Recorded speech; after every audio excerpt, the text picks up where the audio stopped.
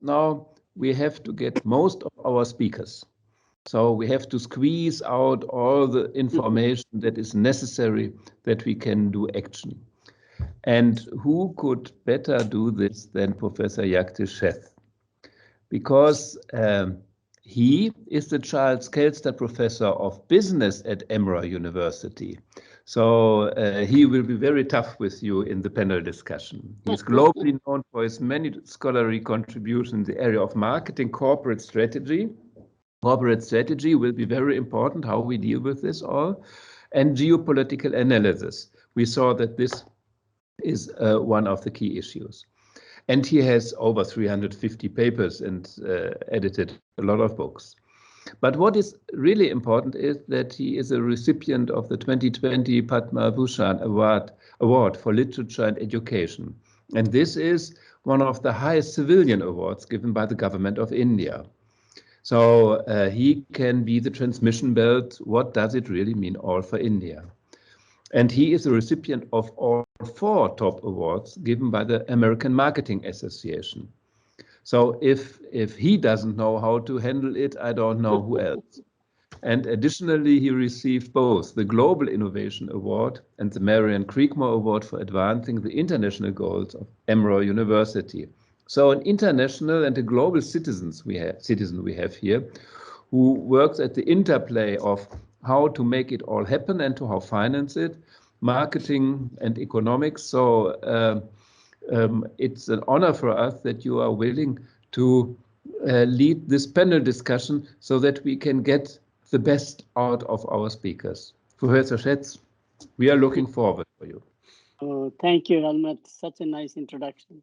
And I'm so glad to be part of this particular conference for several reasons. Dear Prasanna and Rajni, we are close friends for many years. I was very, very pleased that he endowed the public health school in Manipal Academy, and we'll talk about that a little later on. I want to mention that each one of the 3 speakers focused on one thing indirectly or directly, at least as a listener, I got it out. Obviously, what Henry did was very interesting. What he suggested in the beginning was that if you are serious about climate change, put healthcare in the center of that. There'll be a lot more receptivity because people do worry about their health first.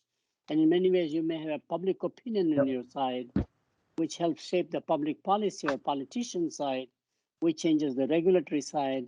It has a snowball effect positively. And that's a very interesting point.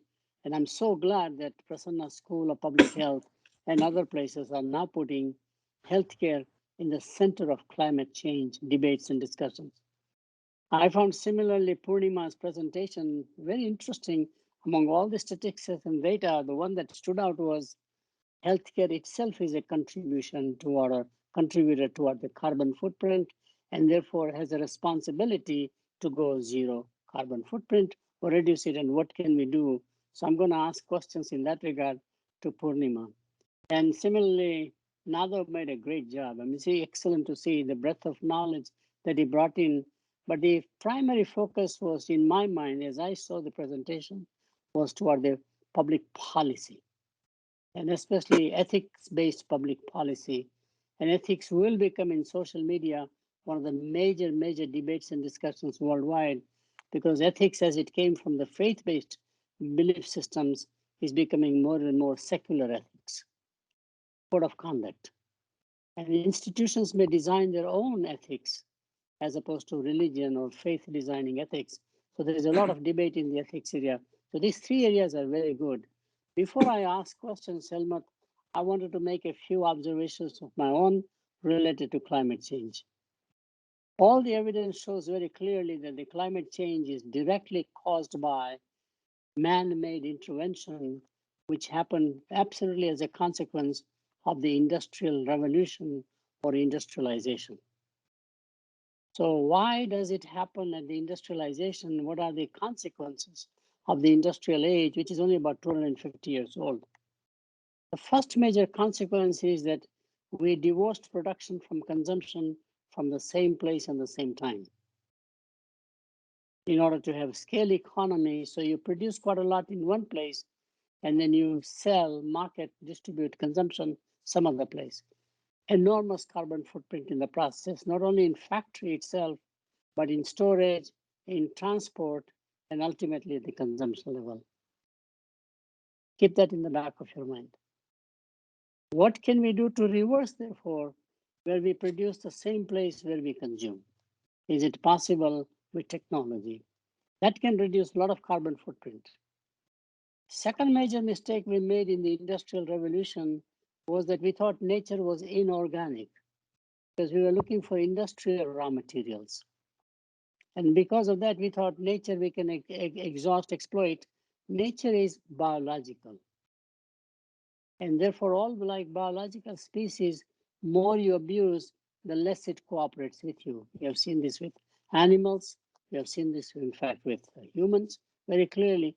So we need to understand that the theory of industrialization was wrongly based upon the assumption of the inorganic nature. And therefore, and by the way, limitless supply, we overexploited the nature in the process.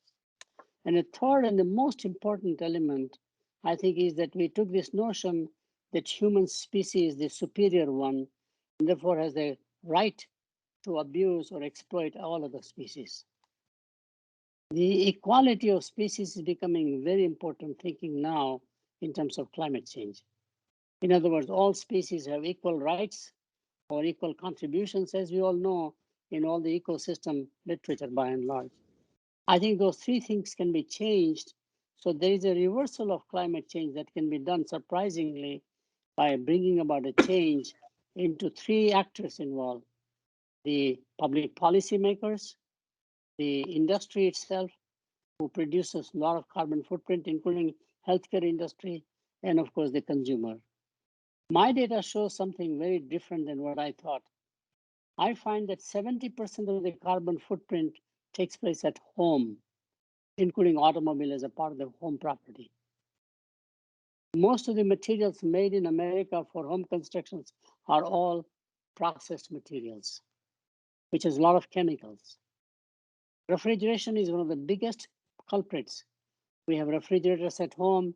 In the US data, we have more than 2 refrigerators per person. Next major place where carbon footprint happens is in the supermarkets, which are everywhere. 24/7, you see supermarkets having refrigerations and freezers working. Huge carbon footprint arises from refrigeration alone, and automobile is the other one. So those are the things that we are learning to make. How do we create a mindful consumption? How do we create a mindful policy? And how do we create a mindful production in many ways? We are just not conscious about the side effects and the consequences we are creating.